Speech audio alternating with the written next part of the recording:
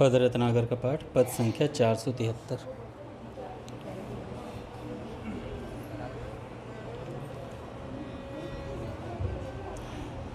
वे प्रियतम मेरे श्याम प्राण धन प्यारे, वे प्रियतम मेरे श्याम प्राण धन प्यारे, रहते नित मेरे पास न होते न्यारे, रहते नित मेरे पास न होते न्यारे, खाने पीने सोने जगने के सारे, खाने पीने सोने जगने के सारे, करते वे मेरे साथ कर्म ध्रुव तारे, करते वे मेरे साथ कर्म ध्रुव तारे, वे घुले मिले रहते हैं मुझसे प्रतिपल, वे घुले मिले रहते हैं मुझसे प्रतिपल, जो देख न पाए पल भर होते व्याकुल, जो देख न पाए पल भर होते व्याकुल, मेरा सुख ही है उनका सुख अति निर्मल, मेरा सुख ही है उनका सुख अति निर्मल, वे रहते नित्य निमग्न उसी में अविचल, वे रहते नित्य निमग्न उसी में अविचल, यो नित्य पास रहते भी मैं खो जाती, यो नित्य पास रहते भी मैं खो जाती, खोकर फिर उनको मैं दुखिया हो जाती, खोकर फिर उनको मैं दुखिया हो जाती, रोती विलाप करती पर उन्हें न पाती, रोती विलाप करती पर उन्हें न पाती, मैं नित्य प्राप्त उन प्रियतम हित बिल खाती, नित्य प्राप्त उन प्रियतम हित बिल खाती, लगता वे रहते दूर पास नहीं आते, लगता वे रहते दूर पास नहीं आते, मुझ प्रेमहीन को क्यों वे पास बुलाते, मुझे प्रेमहीन को क्यों वे पास बुलाते, मैं रोती रहती नित्य नवे लख पाते, मैं रोती रहती नित्य नवे लख पाते, वे नहीं इसी से खुद संयोग लगाते, वे नहीं इसी से खुद संयोग लगाते, वे हंसते मुझको देख भूल में भारी, वे हंसते मुझको देख भूल में भारी। लख नित्य मिलन में अमिलन गति हिय हारी, लख नित्य मिलन में अमिलन गति हिय हारी। कहते देखो मैं पास तुम्हारे प्यारे, कहते देखो मैं पास तुम्हारे प्यारे।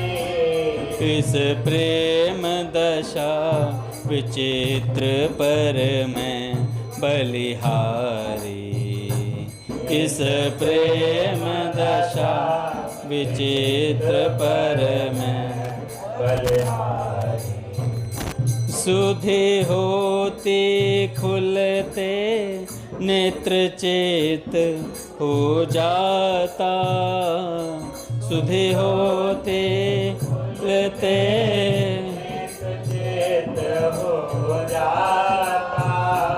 रस श्रोत मधुर में दुख सभी बह जाता, रस श्रोत मधुर में दुख सभी बह जाता।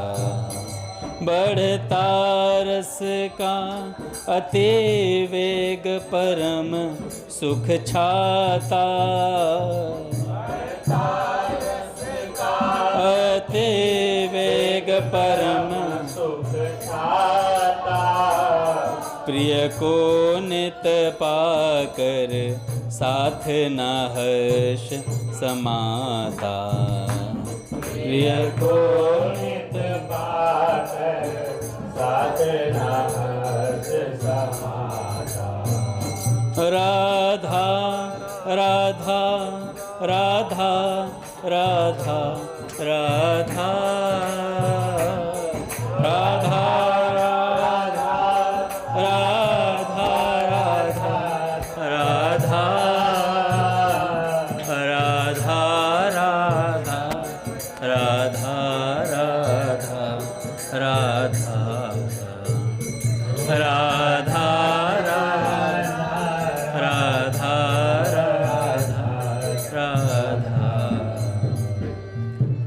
राधा माधव सरकार की जय।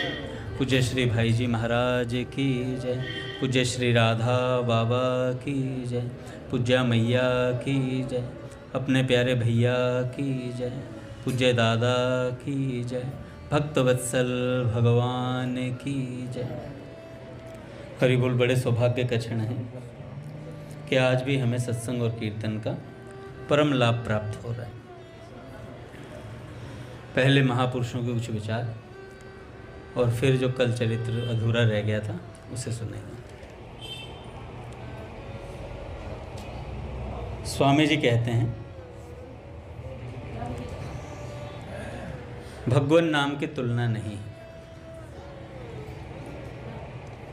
भगवान नाम बहुत विलक्षण है, उसकी महिमा अपार है और असीम है। भगवान और भगवान का नाम, इन दोनों का विवेचन गोस्वामी जी महाराज ने नाम वंदना के प्रकरण में 9 दोहों में बड़ी अद्भुत ढंग से किया है। उसमें यहाँ तक कह दिया कि नाम राम जी से भी अधिक है। रामचरितमानस में बहुत विस्तार से कहा है कि राम एक तापस तिय तारी, नाम कोटि खल कुमति सुधारी। राम जी ने एक तपस्वी की स्त्री का उद्धार किया। तपस्वी की स्त्री तपस्वी का ही आधा अंग है, यानी तपस्वी की स्त्री तो पवित्र होती है, वह पतित थोड़े ही थी। नाम ने करोड़ों खल दुष्ट पापियों की कुमति को सुधारा है। कुबुद्धि सुधर गई, उनकी बुद्धि सुधर गई। फिर गोस्वामी जी ने कहा कि कहो कहाँ लगी नाम बढ़ाई, राम न सकहीं नाम गुण गाई। नाम के गुण कहाँ तक गाऊं, राम जी भी अपने नाम का गुण नहीं गा सकते। भगवान की सामर्थ्य भी नाम की महिमा में खत्म हो जाती है। भगवान अनंत हैं और भगवान का नाम भी अनंत है। अनंत का अंत कोई कैसे कर दे। नाम की महिमा अनंत है। आपने अजामिल उपाख्यान सुना है, उसमें परीक्षित घबराए कि नरकों का इतना दुख कैसे टलेगा। दुख भगवान नाम से टलेगा सज्जनों। भगवान के नाम की महिमा सुनते ही भगवान के नाम में लग जाएं। जो सुनकर भगवान नाम में लग जाए उसने भगवान नाम की महिमा सुनी, नहीं तो सुनी ही नहीं। जैसे हम सरकार को कोई शिकायत करते हैं और उस शिकायत के अनुसार कार्यवाही नहीं होती तो हम कहते हैं कि भाई सुनवाई नहीं हुई। इसी तरह जो भगवान के नाम की महिमा सुनकर भी तत्परता से भगवान नाम में नहीं लगते हैं, उन्होंने नाम की महिमा सुनी नहीं, उनके यहाँ सुनवाई नहीं हुई। नाम की महिमा का साक्षात्कार नाम जप करने से होता है। सुनने से साधारण रुचि हो जाती है, परंतु नाम लेने से उसका जो अनुभव होता है वह केवल सुनने से नहीं होता। बस सुनकर साधक भगवान नाम में लग जाए। जैसे लड्डू देखने में अच्छा लगता है पर खाने में जैसा लगता है वैसा देखने में नहीं लगता है काका। इसी तरह नाम लेने से नाम का पता लगता है। एक संस्कृत का ग्रंथ है भगवान नाम कौमुदी, उसमें नाम की महिमा गाई है। उसमें यह विशेष अवसर है कि कोई आफत आ जाए, मृत्यु आ जाए, उस समय नाम लिया जाए भगवान का। ऐसी आफत जिससे छुटकारा मिलना मुश्किल हो, उस समय नाम लिया जाए। उस समय लिए हुए नाम का बहुत अधिक मूल्य होता है, क्योंकि उस समय सब और की वृत्तियां इकट्ठी हो जाती हैं, रुक जाती हैं और उसका कोई सहारा नहीं होता। अजामिल के कोई सहारा नहीं, उसके पास में रक्षा का कोई उपाय नहीं। ऐसे असहाय होकर उसने नारायण कहकर बेटे को पुकारा था। अजामिल की बात ऐसी सुनी है कि कान्यकुब्ज नगर में संत आए थे। वहां बैठे कुछ लोगों ने संतों से पूछा, भाई इस गांव में कोई अच्छा भगत है कोई? अच्छा, लोगों ने मजाक में कह दिया, जैसे लोग खुरकी लेते हैं, मगर इनसे अच्छा तो भक्त मिलेगा ही ना अजामिल से जैसा, क्योंकि अजामिल पतित हो चुका था। तो कहा कि इन्हीं के घर भेज दो।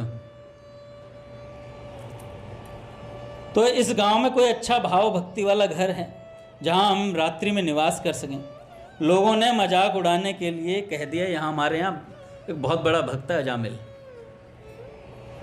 संत सरल थे, उनकी बात मानकर अजामिल की प्रतीक्षा में उसके घर के बाहर बैठ गए। अजामिल आया, उसने पूछा महाराज कैसे आए? संतों ने कहा भाई तेरा नाम सुनकर आए हैं। यहाँ कुछ लोग बैठे थे, उन्होंने कहा कि अजामिल बड़ा भक्त है, इसलिए हम तेरा नाम सुनकर आ गए। अजामिल ने सोचा महाराज धोखे में आ गए। उसने साफ कह दिया, महाराज मैं तो ब्राह्मण हूँ पर मेरा खान पान सब भ्रष्ट है, मैं पतित हूँ और आज आप आ गए, हमारा भोजन करें। महाराज ने कहा भाई हम तुम्हारा भोजन नहीं करेंगे, ऐसे पतित का अन्न खाने से हम स्वयं पतित हो जाएंगे, इसलिए नहीं खाएंगे। अजामिल ने उनसे अनुनय विनय की कि किसी तरह से आप हमारी बात मान लें, मैं आपके भोजन का पवित्रता के साथ दूसरी जगह प्रबंध कर दूं। संत ने कहा तुम हमारी बात मानो तो हम तुम्हारी बात मान सकते हैं। अजामिल ने कहा बात मानूंगा, पर यह बात जो आप कहते हैं कि भजन करो, ये मुझसे नहीं होगा भाई।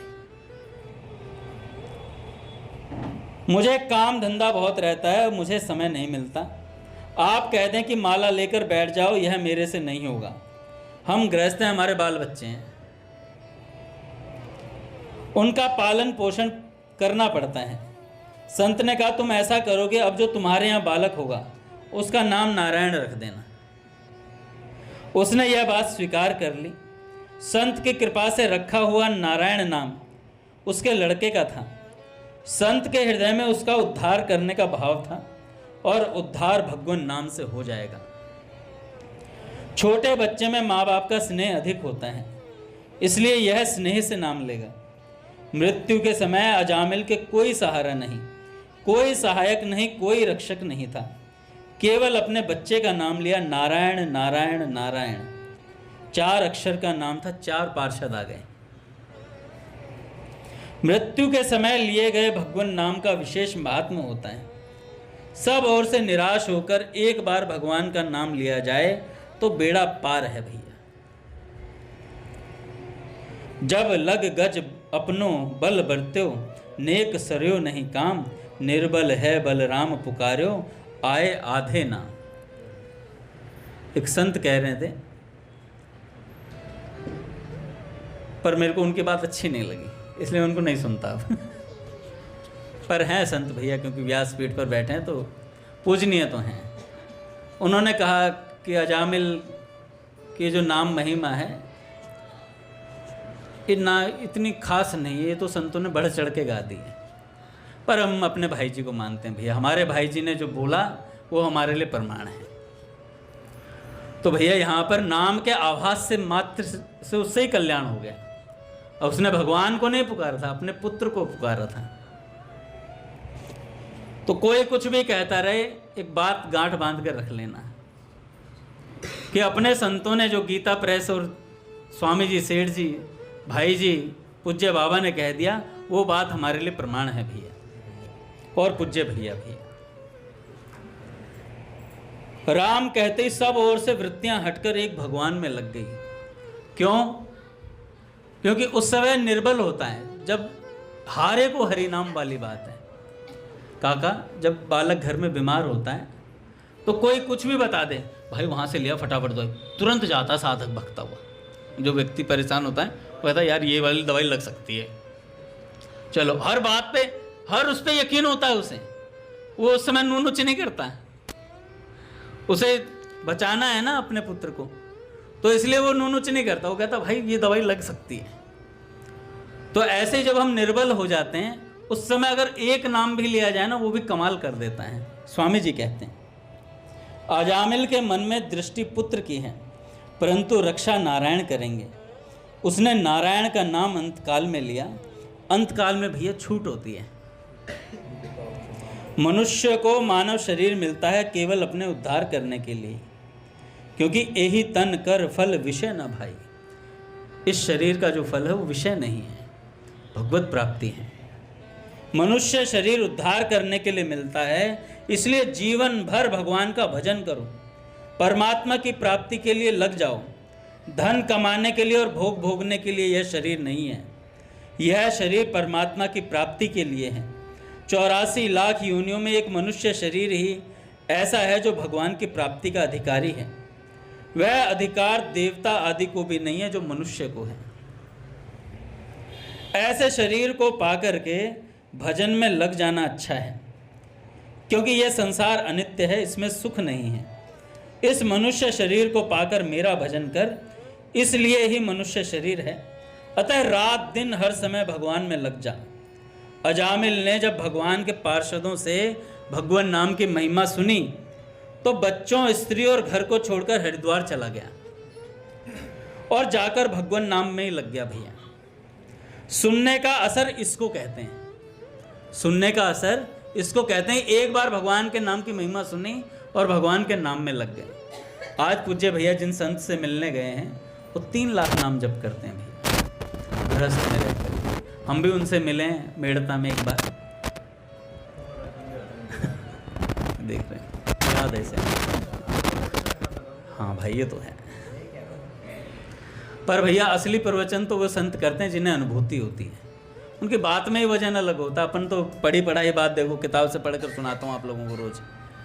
क्यों? क्योंकि इन संतों की बातों में अनुभूति बैठी हुई है, इन्होंने जप करके देखा है। स्वामी जी महाराज साक्षात राम हैं, राम ते अधिक राम सुखदासा है। राम सुखदास जी महाराज जी की वाणी साक्षात राम जी हैं। तो अजामिल ने एक बार भगवान नाम महिमा सुनी और उसके बाद हरिद्वार चला गया और भगवान नाम जप में लग गया। सुनने का असर इसको कहते हैं कि सुना और भगवान के नाम में लग गए। ऐसा करने पर फिर भगवान दुर्लभ थोड़े ही हैं। नाम उच्चारण मात्र से दूत भाग गए। मैंने ऐसी बातें और भी सुनी हैं, स्वामी जी कहते हैं। अभी जीवित अवस्था में ये घटनाएं घटी हैं। किसी को यमराज के दूत लेने आए, उसने घबराकर भगवान का नाम लिया और दूत भाग गए। जिसने भी यमदूतों को देखा और भगवान का नाम लिया तो यम के दूत भाग गए। नाम लेने से लाभ होता है। भगवान के नाम से जिनका उद्धार हुआ है, ऐसे लोग आपको सैकड़ों ही मिल सकते हैं। क्योंकि चहु जुग चहु श्रुति नाम प्रभाऊ, कलि विशेष नहीं आन उपाऊ। कलयुग में नाम की विशेष महिमा है। सतयुग आदि में दूसरे साधन भी हैं, पर कलयुग में दूसरा उपाय नहीं है। चैतन्य महाप्रभु जी ने कहा है कि कलयुग आते ही भगवान ने अपनी पूरी शक्ति अपने नाम में रख दी। नाम स्मरण में नियम नहीं रखा कि सुबह करें, दोपहर में करें, शाम को करें, रात में करें, दिन में करें, कभी भी आप नाम ले सकते हो। आठों पहर में नाम हर समय हर एक के लिए खुला है। ब्राह्मण, क्षत्रिय, वैश्य, शूद्र, स्त्री, पुरुष, पढ़ा, अनपढ़, हिंदू, मुस्लिम, ईसाई, कोई भी हो, भगवान नाम भाव एवं ध्यान सहित लिया जाए तो बहुत महत्वपूर्ण है। 6 बातें साथ होती हैं तो बहुत शीघ्र लाभ होता है, विशेष लाभ होता है। नाम लिया जाए, उसको प्रकट नहीं किया जाए कि मैं इतना नाम लेता हूं। लोग मुझे नाम जप करने वाला समझें, नाम का प्रेमी माने, यह भाव होने से नाम का महत्व कम हो जाता है। नाम जप निष्काम भाव से करना चाहिए। कामना करें कि मेरी पुत्री का विवाह हो जाए, मुझे धन मिल जाए, क्योंकि मैं राम नाम लेता हूं। ऐसा करने वाला नाम की बिक्री करता है। भगवान नाम निष्काम भाव से लेना चाहिए। केवल भगवान की प्रसन्नता के लिए ही नाम लिया जाए और निरंतर लिया जाए। भगवान नाम थोड़ी देर लिया और छोड़ दिया, फिर थोड़ी देर लिया और छोड़ दिया, ऐसा करना ठीक नहीं है। ऐसा करना ठीक नहीं है। कहते हैं जैसे माताएं रसोई बनाती हैं, थोड़ी देर रसोई में सब्जी चीर के रखी, उसके बाद 2-3 घंटे गायब। क्या शाम तक बन पाएगी सब्जी? नहीं बन पाएगी। तो उसमें कंटिन्यू काम करना पड़ता है भैया। तो ऐसा करने पर दिन भर में रसोई नहीं बना पाएंगे। ऐसे ही भगवान का नाम निरंतर लेना चाहिए। हर समय चलते फिरते, उठते बैठते, खाते पीते, सोते जागते भगवान नाम लेना चाहिए। राम नाम निश दिन रहे, आठों पहर अखंड। रामदास उस संत का नाम न छोड़े संग। रामदास उस संत का नाम न छोड़े संग। जो राम का नाम नहीं छोड़ता, राम जी उसे नहीं छोड़ते। हरदम राम जी उसके साथ में रहते हैं। कोई जब तक चेत हो, होश हो, भगवान नाम लेता है, अंत समय में पाषाण काष्ठ की तरह बेहोश हो जाए तो भगवान कहते हैं उस समय उसको मैं याद करता हूँ। जब तक उसको होश रहता है तब तक वह भगवान के नाम को नहीं छोड़ता, तो भगवान कहते हैं फिर होश में न रहने पर मैं उसे नहीं छोड़ता। कल हम चरित्र सुन रहे थे गौरादासी जी का, तो हमने सुना कैसे वो ढाका से इधर आई और भगवान को उन्होंने जीवन भर पकड़े रखा। किस भाव से? प्रियतम भाव से। भगवान को मीत कहती थी, ये मेरे मीत हैं। अच्छा, बड़ी खास बात तो ये होती है, हम लोग कोई भी संबंध भगवान से बना लेते हैं कि तोहे मोहे नाते अनेक मानिए सो भावे। लेकिन अगर भगवान उस नाते को स्वीकार कर ले तो ये सोने पे सुहागा होता है, ये पुष्टि हो जाती है उसकी। मान लो हम भगवान को पति मानते हैं और भगवान उधर से हमें पत्नी मान लें, स्वीकार कर ले, तो कितनी बड़ी बात हो गई। तो अपने भाव की पुष्टि मिल जाए किसी साधक को तो कितना बड़ा काम हो जाता है। कल हम सुन रहे थे कि कैसे गौरादासी जी अपने ठाकुर जी को लेकर के कलकत्ता से ट्रेन में बैठ के आई, तो जैसे ही उतरी इधर तो हिंदू और मुस्लिमों के झगड़े चल रहे थे उस समय, क्योंकि बंटवारे का समय था, देश आज़ाद हो चुका था। तो जब ये झगड़े चल रहे थे तो वहाँ चेकिंग चल रही थी, पुलिस वाले चेक कर रहे थे। अच्छा, मुझे आज ही पता चला जब मैंने पूरा चरित्र पढ़ा, उनके पास जो ठाकुर जी थे ना, वो बाल स्वरूप में नहीं थे, उनके पास एक चित्रपट था, काका चित्रपट था। उस चित्रपट में ठाकुर जी उनसे बात किया करते थे क्योंकि बचपन से ही स्वभाव बना था, पिता ने उनके सीख दी थी कि भगवान से संबंध मानना चाहिए। भागवत जी उन्होंने पूरी सुनी थी, गर्भ में सुनी थी, और गर्भ से निकलने के बाद जब से जीवन शुरू हुआ तब से केवल भगवत गुणानुवाद सुना उन्होंने, विवाह भी नहीं किया कभी। और जब वृंदावन के लिए इधर आई तो उतरते ही उनकी चेकिंग होने लगी। पुलिस वालों ने कहा इस डलिया में क्या है, क्योंकि उस समय बम बम फट रहे थे हैं? तो नहीं, मथुरा आ गए थे। मथुरा आने के बाद तब उनकी चेकिंग हुई थी। तो जब चेक हुआ तो डलिया में देखो, उन्होंने कहा डलिया मत देखो, तो उन्होंने कहा नहीं हम तो देखेंगे इसमें। तो जैसे ही पुलिस वाले ने कहा उसको देखा, ठाकुर जी की डलिया को खोला, इतनी तेज उसमें से प्रकाश निकला, पुलिस वालों को लगा कि उसकी आंखें फूट जाएंगी, पट खुलेंगे महाराज। श्री राम जय राम जय जय राम, श्री राम जय राम जय जय राम, श्री राम जय राम जय जय राम, श्री राम जय राम जय जय राम, श्री राम जय राम जय जय राम,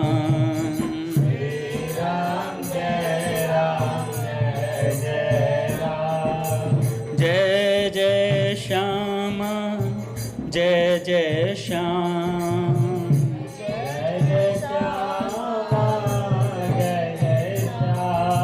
जय जय श्री वृंदावन धाम, जय जय श्री वृंदावन धाम। बोलिए राधा माधव सरकार की जय। तो जैसे उस डलिया को खोला तो ठाकुर जी को गुस्सा आ गया और इतनी तेज प्रकाश निकला तो पुलिस वाले की आंख में ऐसा लगा जैसे आग लग गई, आंखें फूट जाएंगी। तो जैसे उसने वापस बंद कर दिया तुरंत के तुरंत। और जो पुलिस वाले थे वो आने लगे कि चेक करने के लिए डलिया में क्या है, तो उस पुलिस वाले ने बोला मत देखो वरना आंखें फूट जाएंगी। तो उन्होंने चुपचाप उन माता जी को वो दे दिए, ठाकुर जी उनको। अब गौरा दासी अपना वृंदावन के लिए चली। तो जब चली तो उस समय जंगल था मथुरा से वृंदावन के लिए बीच में। तो दो गुंडे पीछे पड़ गए और उन्होंने प्रयास किया, अकेली स्त्री को देखा तो सोचने लगे भाई इसको छेड़ेंगे। अच्छा, ठाकुर जी उनके साथ थे, ठाकुर जी को पति मानती थी, तो डलिया साथ में लेके चल रहे और वो पीछे पीछे आ रहे हैं। तो ठाकुर जी कह रहे हैं उनसे, इनकी तो मैं रेल बना दूंगा, इनके ऐसे हाथ मोड़ूंगा। और वो कह रही, गौरा दासी कह रही नहीं नहीं ऐसा मत करना। तो अब वो पीछे से कुछ कुछ बोलते आ रहे थे। तो उन्होंने सोचा कि ये जो लड़की है नहीं नहीं कर रही है, तो धीरे धीरे बोल रही है, हो सकता है हमारी बात मान जाए। जबकि वो बात कर रही थी अपने ठाकुर जी से। तो ठाकुर जी कह रहे हैं इनको मैं रेल बनाऊंगा अभी। कह रहे नहीं नहीं नहीं नहीं, कह रहे नहीं आन तो दे, हाथ तो लगा दे तुझे। भाई किसी को पत्नी को कोई कैसे हाथ लगा देगा। तो जैसे ही उन्होंने स्पर्श किया, काका उन्होंने तो यूं हाथ पकड़ा ठाकुर जी ने और दोनों के हाथ पर मोड़ के और नीचे धरती में मुंह रगड़ दिया। मुंह रगड़ दिया पूरा अच्छे से। ओ भाई ऐसे घसीटे जैसे सन्नी देओल घसीटता है। और खूब घसीट करके महाराज वो भगे। कह रहे यार भाई हाथ कौन मोड़ रहा है, दिखाई दे नहीं रहा उन्हें। तो ठाकुर जी ऐसे कैसे दिख सकते। तो भाई वो भगे। अब गौरा दासी अपने ठाकुर जी को लेकर के चल दी। गई तो जमुना जी के किनारे बैठी हुई थी अपने ठाकुर जी को लेकर के वहीं पे। इतने में देखा 10 नाग आए एक साथ और आ करके वो डर गई थोड़ा सा कि भाई एक साथ इतने सारे नाग आ करके उनके ठाकुर जी की डलिया जो खुली हुई थी उसको देख करके, उस चित्रपट को देख करके सारे नागों ने अपने फन धरती पर टिका दिए। तब गौरा दासी ने कहा कि मैं समझ गई ये शेषनाग आए हैं। और उन्होंने प्रणाम किया और फिर अपना जगह ढूंढने लगी रहने के लिए। गौरा दासी जी को जगह मिली गोपेश्वर महादेव जी के पास, एक ब्रजवासी के यहाँ उन्हें रहने का बंदोबस्त मिला। अच्छा, वहाँ पर ही बीच में भागवत कथा होती थी पूज्य श्री गौरांग दास बाबा की। गौरांग दास बाबा सिद्ध संत हुए हैं महाराज, अपने चंद्रशेखर बाबा जो हुए उनके गुरुदेव हैं, दादा गुरु थे, गुरु ही हुए। तो गौरांग दास बाबा कथा किया करते थे। अच्छा, उस कथा में ये पहुँची, जब पहुँची तो ठाकुर जी को लेके साथ में पहुँची थी। ठाकुर जी को इन्होंने लाल कपड़े से ढका हुआ था। जब ढका हुआ तो गौरांग दास बाबा ने जैसे ही देखा तो गौरांग दास बाबा पहचान गए ये कोई दिव्य भक्त हैं। तो गौरांग दास बाबा ने कहा कि ये कपड़ा हटा दे, ढक क्यों रखा है, गर्मी हो रही है। तो उन्होंने कहा मैं नहीं हटाऊंगी। तो गौरांग दास बाबा ने नहीं हटा दे, गर्मी हो रही है। तो उन्होंने कहा नहीं मैं नहीं हटाऊंगी। तो गौरांग दास बाबा ने जोर से बोला हटा दे, कोई नहीं देख रहा तेरे खसम को। अब इतनी बात बोली तो जैसे ही हटाया तो ठाकुर जी की पसीना आ रहा था, और जब पसीना आ रहा था तो उन्होंने देखा कि और इनको कैसे पता चला मेरे खसम है। तो उसी टाइम से, उसी दिन से उन्होंने कहा गुरुदेव मैं आपसे दीक्षा लेना चाहती हूँ, आप मेरे गुरुवर बन जाइए। तो उन्होंने कहा कि तुम्हारी दीक्षा नहीं हुई। तो उन्होंने कहा नाम तो मिल गया मुझे पर उपदेश नहीं मिला किसी संत से। तो महाराज जी कह रहे थे कि देखो नाम मिल जाए तो उसके बाद सत्संग आवश्यक होता है, किसी महापुरुष का, सिद्ध महापुरुष का, वो मिल जाए तो उसके बाद और साधक निखर के आता है। अब गौरा दासी जी जो थी, अपना उपदेश मिला और खूब भजन करते, नित्य कथा सुनती भगवान की। अब एक दिन क्या हुआ, उनके जहाँ वो ब्रजवासी के घर रहती थी वहाँ पर एक बंगाली सज्जन आए जो मांगने वाले थे, जैसे जो भीख वगैरह मांगते हैं ना उस टाइप से थे, पर वो भगवान की प्रेम माधुर्य की बातों को गाया करते थे। मतलब जो मधुर उपासना होती है उसकी लीलाओं को गान करते थे। तो जब गान करते तो गौरा दासी को बड़ा अच्छा लगता, क्योंकि जैसे ही वो गाना शुरू करते गौरा दासी के नेत्रों में अश्रु आने लगते थे, वो रोने लगते थे, क्योंकि उन्हें लीला चिंतन होता था, लीलाएं दिखाई देती थी। अब ऐसी बात हुई तो अच्छा वो क्या थे, वो ढोंगी थे, गाते तो माधुर्य रस की लीलाएं थे पर थे ढोंगी, उनके मन में खोट था, पूज्या गौरा दासी जी के प्रति उनके मन में खोट था। अब वो जमुना जी के किनारे जाती और जमुना जी के किनारे जाती तो वो जो ढोंगी था वो लीलाएं सुनाता नित्य, और गौरा दासी रुदन करती। जो ब्रजवासी था जिनके यहाँ वो किराए पे रहता था और जहाँ ये किराए पे रहती थी उनको पता था कि ये जो है ना ये ढोंगी है और उसकी नीयत खराब है, तो उन्होंने उसे बाहर निकाल दिया अपने उससे। तो वो जमुना जी के किनारे रहता तो गौरा दासी जी वहीं सुनने जाती थी। तो एक दिन उसने क्या कहा,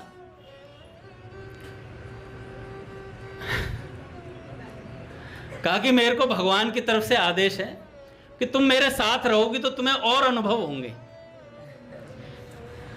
और अनुभूतियां होंगी। अच्छा, अब तक तो गौरा दासी सुनती थी, लेकिन जिस दिन से उन्होंने ये शब्द सुने वो सावधान हो गई तत्काल कि ये कोई ढोंगी है। साधक को पता लग जाता है भाई, जो सच्चा भजन करने वाला होगा उसको तुरंत सावधानी अपने आप आ जाएगी हृदय में, भगवान जागृत कर देते हैं। अच्छा, इस बात से वो सुनने जाती थी तो ठाकुर जी नाराज हो गए कि तुम उसे सुनने क्यों जाती हो। वो जमुना जी के किनारे अपने ठाकुर जी को लिए रहती। तो जिस दिन से ये घटना घटी थी उस दिन से उनके ठाकुर जी ने उनसे बात करना बंद कर दिया। अब बात करना बंद कर दिया, भैया किसी का पति उससे बात ना करे तो कैसा महसूस होता होगा। तो रोज ठाकुर जी को लेके जाती, मीत आप बोलते क्यों नहीं है मुझसे। और ठाकुर जी ना बोले, भैया वो रूस गए पूरे के पूरे हैं, और खूब अच्छे से रूस गए। और वो गाए कि प्रियतम मीठी नित याद तुम्हारी आती, मैं पल भर तुमको कभी बिसार ना पाती। तो काका उस दिन वो ना रोते रोते ना मूर्छित हो गई और मूर्छित होकर के जमुना जी में गिर गई। अब जमुना जी में गिरी तो ठाकुर जी तो साथ में थे, चित्रपट तो साथ रहते ही था ठाकुर जी के। अब ना जाने किसने उन्हें जमुना जी से निकाला और निकाल करके उनके कमरे तक पहुंचा दिया। कमरे तक पहुंचाया तो लेट हो ही गए थे। तो जैसे उन्हें होश आया तो जो मकान मालिक था ब्रजवासी, उसने पूछा, आप कहाँ रह गई थी आज इतनी देर तक? हम आपका इंतज़ार कर रहे थे, परवाह हो रही थी आपकी। बड़ा अच्छा श्रद्धालु भक्त था वो। तो गौरादासी ने कहा कि ऐसे ऐसे ठाकुर जी मेरे से नाराज़ हो गए हैं और मैं मूर्छित होकर गिर पड़ी थी। और इतना कहते कहते ही वो सुबक सुबक करके रोने लगे कि मेरे प्रियतम मुझसे बात नहीं करते।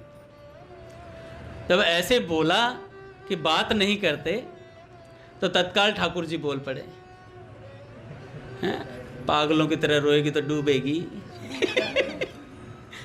पागलों की तरह रोएगी तो डूबेगी, न जाने कहाँ गिर जाती, वो तो हम थे उठा लाए। अब इतनी बात बोलते हुए प्रसन्न हो गए कि ठाकुर जी बोल पड़े। अच्छा, ठाकुर जी इतनी देर थोड़ी नाराज रहते, उनके लिए तो छोटी सी बात थी भैया, पर ठाकुर जी दिखाना चाहते थे कि अगर संबंध केवल मुझसे है तो मुझ पर विश्वास किया जाए। अब ठाकुर जी से अथाह प्रेम का उनका। पैसा उनके पास बहुत कम रहता था गौरादासी जी के पास। भक्तों के पास अक्सर इसका अभाव ही रहता है। अच्छा, अभाव नहीं हो तो क्या भक्त नहीं होगा क्या? ऐसा नहीं, धनाढ्य भक्त भी बहुत हुए हैं। एक से बढ़कर एक धनाढ्य भक्त भी हुए हैं। पर जिन पर तुम हो रीझते क्या देते, यदुवीर रोना धोना सिसकना आहों की जागीर। तो गौरादासी जो थी, एक बार दिवाली आई काका। अब दिवाली आई तो दिवाली पे नए कपड़े खरीदते हैं भैया। गौरादासी पे पैसे थे नहीं, पर उनके पास एक बहुत पुराना सोने का कड़ा था, उसे रखा हुआ था उन्होंने। गिरधर कहाँ आएगा चांदी वाला, सोने का बनवा लो। चलो, तो उनके पास एक सोने का कड़ा था और उस समय उसकी कीमत थी 200 रुपये। तो उन्होंने सोचा कि मैं ये बेच दूंगी और इसे बेच करके फिर मैं अब दिवाली पे ठाकुर जी के लिए कुछ चीज़ें लेकर के आऊँगी। और जो ब्रिजवासी था, जो मकान मालिक था, उसी को बेच रही थी। तो उसने कहा कि नहीं, आप रखो, जितने रुपए आपको चाहिए मैं दे दूंगा। तब गौरादासी ने बोला कि नहीं, मैं इस सोने को रख के करूँगी क्या? जितनी वस्तु लग जाए ठाकुर जी में काम हो जाए। तो उन्होंने मानी नहीं और उन्होंने कहा कि भैया मेरे को 200 रुपये दे दो इसके बदले, और 100 रुपये आप जब तक, मतलब जितना आपका किराया है वो आप इसमें से काटते रहना 100 रुपये में से, और 100 रुपये मुझे कैश दे दो। उन्होंने 100 रुपये दे दिए। 100 रुपये में काका वो ठाकुर जी के लिए पोशाक ले, कानों के ले और बढ़िया बढ़िया चीज़ें ठाकुर जी के लिए बनवा के ले आई। जब लेकर के आ गई तो ठाकुर जी ने बोला कि मेरे लिए तो बहुत बढ़िया बढ़िया चीज़ें ले आई, तो अपने लिए भी एक साड़ी खरीद लाती। तो उन्होंने कहा नहीं, मेरे लिए क्या ज़रूरत है, मैं तो ठीक हूँ। अब ठाकुर जी ने बोला ठीक कहाँ है, इतनी बेढंगी सी रहती है, नहाती धोती है नहीं, बाल देख कैसे उलझे पड़े हैं, और ये जो साड़ी पहनी है फटी सटी सी साड़ी है, पता इसमें कोई तो अच्छी लगती है। अब इतना बोला था तो गौरादासी ने बोला, मान करके बोली गौरादासी, अच्छा अब मैं क्यों अच्छी लगूंगी, तुम्हारे पास तो अनंत गोपांगन आए हैं, वही अच्छी लगती होंगी तुम्हें, तो औरों को ढूंढ लो, कोई और हो तो, मुझे छोड़ दो फिर आप। तो ठाकुर जी ने नहीं नहीं, बात ऐसी नहीं है, मैं तो ये कह रहा था दिवाली में मैं नए कपड़े पहनूँ तो तुम भी नए कपड़े पहन लो। तो उन्होंने कहा भाई मेरे पास तो 100 रुपये थे, सारे मैंने खर्च कर दिए, मैं पैसे कहाँ से लाऊं? तो ठाकुर जी ने नहीं नहीं, साड़ी तो तुम्हें लानी पड़ेगी। इतने में ही दरवाजा किसी ने खटखटाया। तो ठाकुर जी ने कहा जा खोल दरवाजा। कह रही मैं नहीं खोल रही दरवाजा। ठाकुर जी ने नहीं, खोलना पड़ेगा दरवाजा, जबरदस्ती खोल। तो उन्होंने खोला तो देखा तो मकान मालिक की जो पत्नी थी वो थी, और वो कह रही थी इतने पैसे 100 रुपये देने की जरूरत नहीं, किराए के 10 रुपये तुम वापस ले लो, और इसके लिए इससे अपने लिए एक लाल रंग की साड़ी ले आना। अच्छा, लाल रंग की साड़ी क्यों बोले? क्योंकि ठाकुर जी चाहते थे ये लाल रंग की साड़ी पहने। तो उन्होंने बोला लाल रंग की साड़ी और अपने लिए कुछ चीज़ें गहने वगैरह अच्छे से ले आना और बढ़िया श्रृंगार करना तुम। और बात ऐसी ही थी भैया, ठाकुर जी चाहते थे। आज वो गई और एक लाल साड़ी खरीद करके लाई, श्रृंगार का सामान लाई, और आज कई वर्षों बाद उसने स्नान किया और बालों को धोया, अच्छे से दही वगैरह से रगड़ के पूरा अच्छे से साजो श्रृंगार किया, पूरा दुल्हन का गेटअप धारण किया। और दिवाली का दिन था, उसी रात्रि श्री कृष्ण पीछे से आ गए। चित्रपट में नहीं, चित्रपट वाले तो बात करते थे, सगुण साकार स्वरूप में साक्षात श्री कृष्ण ने आकर के उन्हें पीछे से छुआ।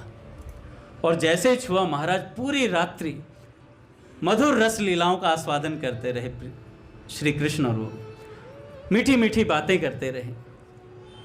और महाराज जब सुबह हुई तो गौरा दासी ने कहा कि जब मेरी अंत गति होगी, जब मेरे प्राण निकलेंगे, तो मैं चाहती हूं कि आप मेरी अंत्येष्टि में जरूर आएं। और ये जो लाल साड़ी आपने आग्रह किया ना, मैं चाहती हूं कि लाल साड़ी आप मुझे पहनाएं, क्योंकि मैं सुहागन मरना चाहती हूं, और सुहागन ही मरूंगी, मेरा पति कभी मरने वाला तो है नहीं। अच्छा, इस घटना साड़ी लेने से पहले उसने मकान मालकिन ने क्या बोला? उसने कहा मैंने तुम्हें बोल तो दिया साड़ी लेने के लिए, पर तुम विधवा तो नहीं हो। ऐसा बोला था उसने, मकान मालकिन ने। तो गौरा दासी ने बोला, हट, गुस्से में आके, मैं क्यों विधवा होती, मैं क्यों, ऐसा बोला। तो भगवान हंसने लगे, बता विधवा बता रही तुझे। भगवान ने बोला वो तो तुझे विधवा बता रही है। तो उसने बोला आप तो अजर अमर हो प्रभु। तो उसने कहा कि लाल जोड़े में मेरे को आपको पहनाना पड़ेगा। अब गौरा दासी जो थी उसके पास पैसों का अभाव हो गया धीरे धीरे, क्योंकि कुछ बचा ही नहीं उसके पास। तो मैंने कल बताया था ना कि मुरमुरे खरीद के लाती थी और मुरमुरे में चटनी मिला करके ठाकुर जी को भोग लगाती थी। अब कुछ बचा ही नहीं था, तो जब वो भी ख़त्म हो गए, चटनी भी ख़त्म, सब चीज़ें ख़त्म, तो वो कहाँ एक जगह थी जहाँ पे वो कीर्तन किया करती थी। 8 घंटे का कीर्तन करती थी लगातार हरे कृष्ण महामंत्र का, एक मंदिर में, और उसके लिए उसे 8 आना मिलता था। 8 घंटे का 8 आना वो मिलता था उस पर अब उसका शरीर इतना साथ देने वाला था नहीं, तो वो 8 आने से वो जो मुरमुरे वगैरह लाती थी वो सब बंद हो गया, जैसे ही शरीर ने काम करना बंद कर दिया। तो उसने ठाकुर जी से कहा, ठाकुर जी अब कुछ भोग तो लगा नहीं पाऊंगी मैं आपको। तो ठाकुर जी ने कोई बात नहीं, पानी से काम चला लेंगे। अब पानी ले आओ। देखो क्या अद्भुत प्रेम है, भगवान जब निभाने पे आते हैं तो पानी से काम चला लेते हैं।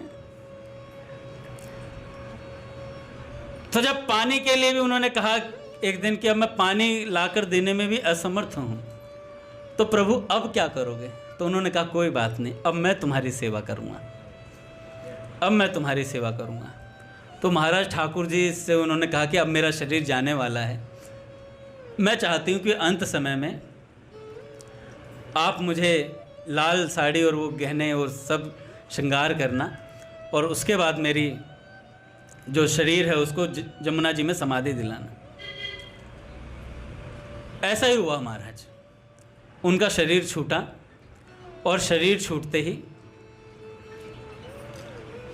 उस कमरे में कुछ नहीं था जिस कमरे में वो रहती थी। उनके 1-2 वस्त्र के अलावा कुछ भी नहीं था कमरे में, और वो अहर्निश रुदन किया करती थी काका, और भगवान को चिल्ला चिल्ला कर पुकारा करती थी और रोती थी पूरी पूरी रात। ऐसे उनके स्वभाव में था। जब काका आखिरी दिन था तो जो मकान मालकिन थी ना, वो सुबह जरूर आती थी उस कमरे के बाहर उसकी पुकार सुनने के लिए, क्योंकि उसकी पुकार में इतना बल था। वो मकान मालकिन बड़ा भावुक हो जाते थे। आज जब आई तो आज वो पुकार सुनाई नहीं दी काका, और जब पुकार सुनाई नहीं दी तो दरवाज़ा खोला गया। जैसे ही दरवाज़ा खोला तो आज उनका शरीर शांत पड़ा था, और उस कमरे में से ऐसी सुगंध आ रही थी, पता नहीं कितना उसमें इत्र छिड़का गया हो, ऐसी सुगंध थी उसमें से। उनके शरीर के लिए विमान लाया गया, विमान पर उन्हें आरूढ़ किया गया, और जब सब लेकर के जा रहे थे तो राम नाम सत्य है, गोपाल नाम सत्य है, और अलग अलग प्रकार के जो कीर्तन ब्रज में चलते हैं वो करते हुए सब जा रहे थे। तो उन्होंने देखा कि एक पीछे से कोई रथ आ रहा है, उसमें 2 सफ़ेद घोड़े हैं और एक व्यक्ति उस पर सवार है। वो आया और तुरंत उससे रथ से कूदा और रथ से कूद करके उस विमान के अगले हिस्से में लग गया, अर्थी के अगले हिस्से में लग गया। लगा तो सबने सोचा कि होगा भैया, उन्होंने भी ध्यान नहीं दिया। और जब देखा तो अर्थी जब सजाई गई तो उसके उन्हें जल में समाधि देनी थी क्योंकि संत स्वरूप हो गई थी। तो वो लड़के ने क्या किया, फटाफट एक थैला निकाला, उसमें से लाल साड़ी निकाली, लाल साड़ी लेकर के फटाफट उन्हें धारण करवाई और श्रृंगार करवाया। श्रृंगार करवा करके अच्छा वो जो मकान मालिक था ना वो देख रहा था उसे, कह रहा है यार इस लड़के को कहाँ देखा है, इस लड़के को कहाँ देखा यार, समझ नहीं आ रहा। तो उसे याद आया इसकी शक्ल तो मैच करती है इस बुढ़िया के चित्रपट से इसकी शक्ल तो मैच करती है इस बुढ़िया का जो चित्रपट है जिसमें ठाकुर जी, उससे मैच कर रही शक्ल। पर यार चित्रपट साक्षात कैसे हो सकता है? तो उन्हें समझ नहीं आई ये कहानी। और महाराज उन्होंने लाल जोड़ा वो धारण करवाया और धारण करवा करके जल समाधि दी और जल समाधि देने के बाद ठाकुर जी वहाँ से चलते बने। तो संत कह रहे थे कि देखो भैया, भगवान जब संबंध निभाने पे आते हैं ना तो भाग बड़ो वृंदावन पायो, हैं, भाग बड़ो वृंदावन पायो। तो ऐसे जब हम भगवान से संबंध मान लेंगे, गौरांग दास बाबा ने कहा था कि तुम थोड़ा नाम जप किया करो, तो उन्होंने कहा बाबा मैं करती हूँ नाम जप, पर क्या करूँ लीला चिंतन में इतना प्रवेश है, मैं ध्यान करने नाम जपने बैठती हूँ लीलाएं आ जाती हैं बीच बीच में प्रियतम की। तो ऐसा उनका प्रवेश था। तो भगवान से संबंध बनाएंगे और भगवान से संबंध मान करके भजन करेंगे तो ठाकुर जी निभाने ज़रूर आएंगे महाराज। बोले भक्त वत्सल भगवान की जय। आरती करते हैं महाराज।